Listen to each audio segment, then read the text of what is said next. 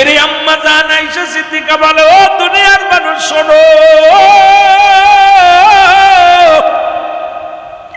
তোমরা যারা হযরত ইউসুফ আলাইহিস সালামকে দেখে তোমরা হাত কেটে ফেলেছিলাম, তোমরা যদি একবার আমার নবী রাহমাতুল লিল আলামিনকে একবার যদি দেখতে, এই পৃথিবীর মধ্যে একবার যদি আমার নবীরে দেখতাম, এই পৃথিবীর মধ্যে কাটতে কাটতে তোমাদের কলিজাটা কেটে ফেলতে, তবু তোমাদের তৃপ্তি মেটতো না, স্বাদ মেটতো না। মুসলমান শুনে নেন, কারণ ওই যুগের মানুষ ইউসুফের এত সৌন্দর্য দেখিয়া, ইউসুফ আলাইহিস সালামের সৌন্দর্য দেখিয়া মানুষ পাগল হয়ে গেছিল। ওরে আম্মা জান আয়েশা বলে, যখন গভীর রাত্রে যখন আমার কাজ করতে যাওয়ার সুজ হারা যেত, খোদাকে কসম করে বলি আমি অপেক্ষায় থাকতাম আমার নবী কখন ঘরের মধ্যে আসবে। আমার নবী যখন ঘরে আসতো, নবীর নূরের আলো জ্যোতিময় আমার ঘর আলো হয়ে যেত। ওই নবীর আলোয় আমি আলো দেখিয়া সুজ খুঁজে নিতাম। জোরে বলেন মারহাবা। এরে মুসলমান, সেই নবীরে কেমনে মারলি, নবীজিরে কেমনে আঘাত করলি? ওই তায়েফের ময়দান আমার নবীজির সবচাইতে কষ্টের জীবন গো। যুবক বন্ধুরা আমার শুনে নেন, আমার নবীজির জীবনী বলতে যা কোন থেকে বলবো, কোথা থেকে বলবো আমার বুঝে আসে না রে মুসলমান। এক থেকে শুরু করে, জিরো থেকে শুরু করে ওই 3 দিন যখন আমার নবীজির মা হালিমাতুস সাদিয়ার ঘরে যখন গেল রে মুসলমান, ওখান থেকে মুসলমান ওই আমার নবীজির ইন্তেকাল শরীফ পর্যন্ত জিন্দেগি যদি বলতে যায় রে বাবা, একদিনের আলোচনা করে সম্ভব হবে না। নবীজির জীবনের সবচেয়ে অন্ধকার যুগ বলা হয় মুসলমান তায়েফের জমিন। এর তায়েফের জমিনে যখন রাসূলুল্লাহ গেলেন, ওই বছর এই মুসলমান হিজরতের 10ম হিজরি, ও মুসলমান 10ম বছরে আমার রাসূল যখন মুসলমান আম্মাদান, এই মুসলমান আম্মাদান খাদিজাতুল কুবরা ইন্তেকাল করলেন। আল্লাহু আকবার বলেন। আম্মাদান খাদিজাতুল কুবরা ইন্তেকাল করলেন, আমার নবীজির চাচা আবু তালিব ইন্তেকাল করলেন। আমার রাসূল ওই বছরের সবচেয়ে বড় কষ্টের বছরে গেছে। আমার নবীজির চোখের পানি শুকায় না। আমার নবী উম্মতের কান্ডারি, উম্মতের মায় নবীজি আবার কাঁদত। নবীজি তায়েফের ময়দানে বড় আশা করে বনু সাকিব গোত্রের লোকের কাছে গেলেন, কারণ ওই জামানার মধ্যে বড় বনি সাকিব গোত্রের লোকেরা বড় ধনী। 3 জন বড় বড় নেতা ছিলেন। আল্লাহর নবী সেখানে গেলেন কালেমার দাওয়াতের জন্য। রাসূলুল্লাহ চলে গেলেন বনি সাকিবের দলের লোকের কাছে, যায় বললেন, ও ভাই, আমি আল্লাহর নবীর পাবিন, আল্লাহর পয়গম্বর রাহমাতুল লিল আলামিন, আমি কালেমার দাওয়াত দিতে এসেছিলাম। ইলা নাই কোন ইলা ইল্লাল্লাহু একাল্লা ছাড়া, মুহাম্মাদুর রাসূলুল্লাহ আল্লাহর প্রেরিত রাসূল বা বান্দা হলাম আমি নবী রাহমাতাল লিল আলামিন। এরে মুসলমান, তাকে কি করা হলো? দাওয়াত তো কবুল করে না, আর বলছে, মুহাম্মদ তুমি কেমনে নবী হও, কেমনে নবী হও? তুমি জন্মের আগে তোমার বাবারে হারাইলা। ও মুসলমান শুনে নাও, আল্লাহ বলে, আলাম ইয়াজিদিকা ইয়াতীমান।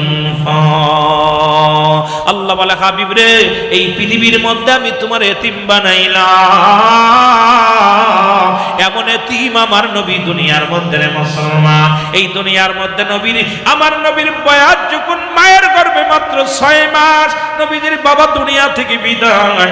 নবীজির বয়স যখন 6 বছর, তখন বাবা মুসলমান শুনে নাও, নবীর বয়স যখন 6 বছর, ও মুসলমান গভীর মনোযোগ শুনে নাও, শুনে নাও। এই দুনিয়ার মধ্য থেকে বাবা বিদায়, এই দুনিয়ার মধ্য থেকে মুসলমান 6 বছর 6 মাস, তখন নবীজির মুসলমান শুনে দাও দাদা আবু তালিব আব্দুল মুত্তালিব বিদায়। ও মুসলমান 6 বছর 7 বছরের সময় মুসলমান, ও গভীর মনোযোগ, উনিও বিদায়। এইরকম যে আমার নবীজিকে আল্লাহ দুনিয়ার মধ্যে এমন এতিম বানাইলেন, আমার নবীর মতো এত এতিম এই দুনিয়ার মধ্যে কেউ ছিল না। নবী আমার কান্ত রব্বে কারিমের দরবার প্রার্থনা করত, আল্লাহ তুমি আমার এতিম বানাইলা, জীবনের চামড়ার মুখ চামড়ার চোখ দিয়ে আমার আব্বা জানকে দেখি নাই রে মুসলমান। আবার তামাম পৃথিবীর রহমত নবীর দিয়েছি। আল্লাহ বলে, মা আরসালনাকা ইল্লা রাহমাতাল লিল আলামিন। আমার দয়াল নবী যেই দেশে ঘুমায়, আমার মায়া। একটু মহব্বতে বলেন, চোখের পানিগুলো ছেড়ে দেন। এর রাসূলুল্লাহর প্রেমে যদি মাছের চোখের মতো একটু পানি করা পড়ে,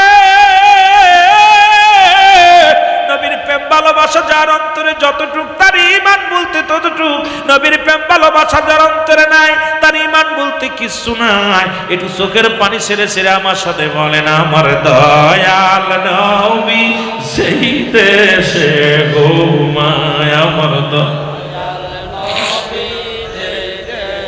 আরে প্রেম যদি করবি রে মন, বলেন প্রেম যদি শিখবি রে মন, সব সেরে চল মদিনায় তোরা, সব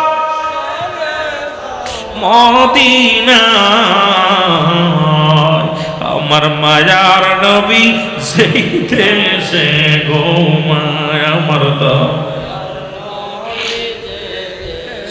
আরো জোরে বলেন, আমার দয়াল নবী। ও তোরা দেখলে সবই পাগল হবি, তোরা দেখলে সবই ওরে কাঁদবি বসে নিরালায়, তোরা কাঁদবি নিরালায় আমার দয়াল নবী যেই দেশে ঘুমায়, আমার মায়ার নবী। এ ভাইরা আমার, বন্ধুরা আমার, যে কথা বলতেছিলাম গো,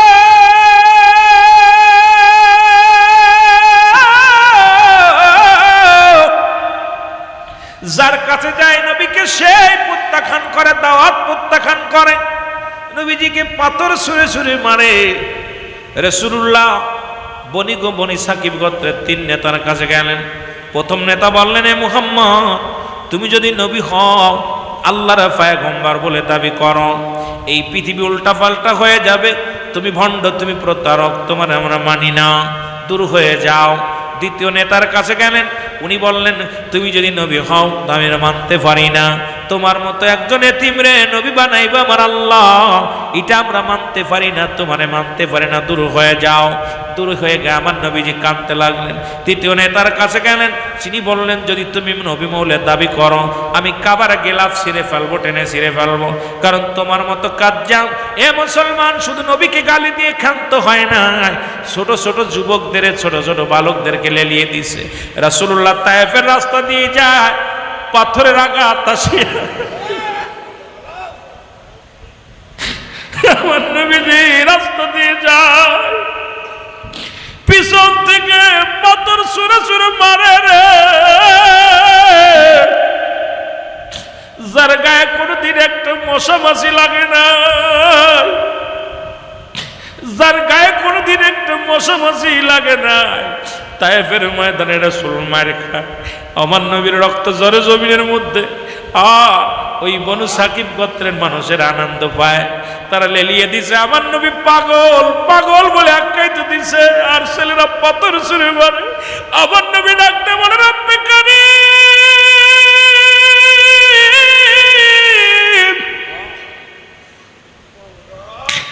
আমি ওদের প্রতিশোধ চাই না, তুমি আমাকে ধৈর্য ধারণ করার তৌফিক দাও।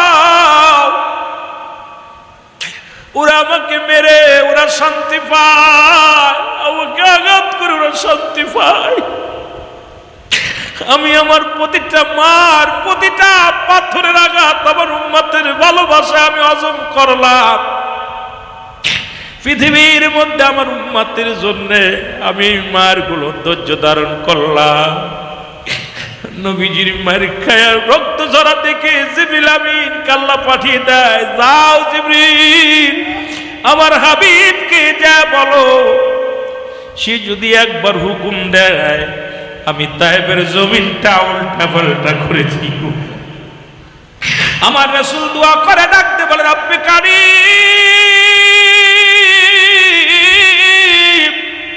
আমাকে আপনি ধৈর্য ধারণ করার তৌফিক দেন। আমার যত পাথর আসবে, পাথরের আঘাত যতই আসুক না কেন, আমি ওদের জন্য অভিশাপ করব না, আমি ওদের জন্য বড় দোয়া করব না, ওদের জন্য আমি লানত দিব না। আল্লাহ আমাকে তুমি তৌফিক দাও, ধৈর্য ধারণ করার তৌফিক দাও। রাসূলুল্লাহ হাত উঠায় কান্দে, কাফেররা পাথর মারে, ওই মুসলমান তায়েফের জমিনে রাসূল মার খায় কান্দে।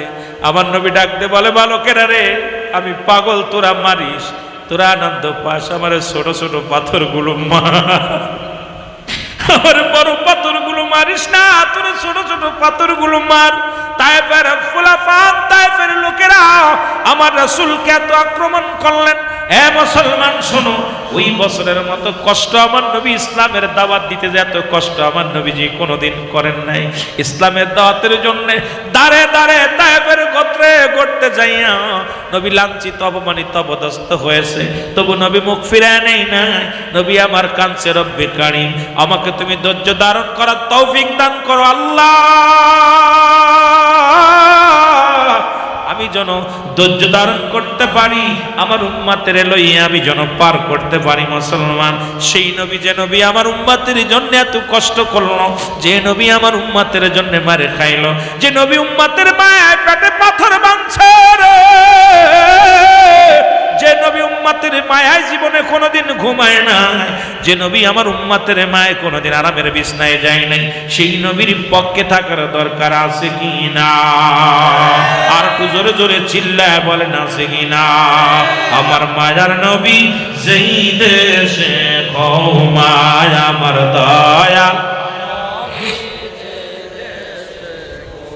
ওরে প্রেম যদি শিখবি রে মন, বলেন প্রেম যদি করবি রে মন, সব সেরে চল মদিনায়, তোরা সব সেরে চল মদিনায়।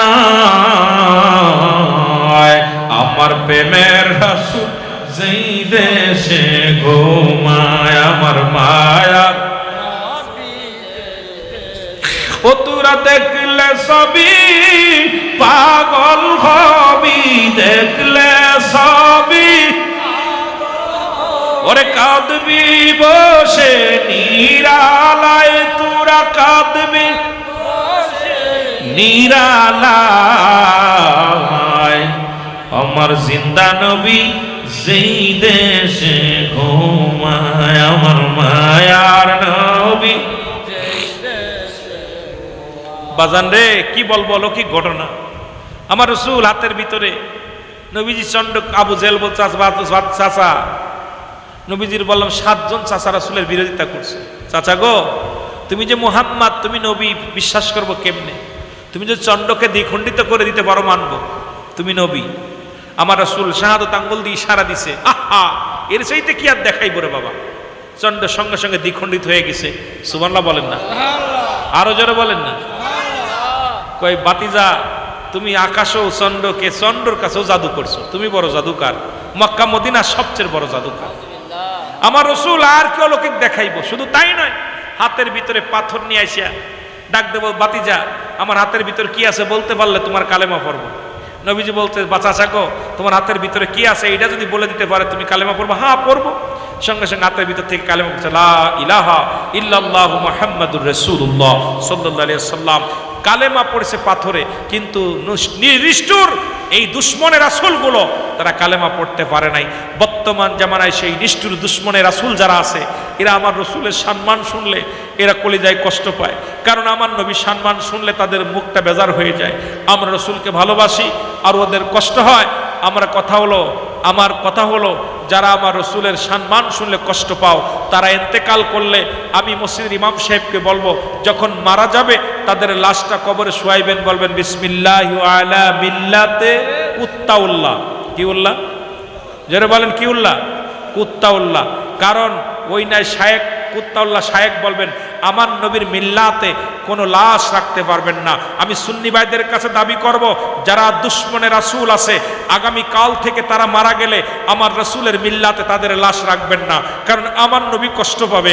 আমার নবীর মিল্লাতে মিথ্যা বলে কবরে শোয়াইবেন, কারণ এই ওলামা একরাম মিথ্যাবাদী, যে দুনিয়া থেকে সারা জীবন দুশ্মনী করে গেল সে মিথ্যাবাদী। সুতরাং একমাত্র রাসূলের মিল্লাতে শোয়ার যোগ্য ব্যক্তি হলো সুন্নি জনতা। জোরে বলেন ঠিক কিনা?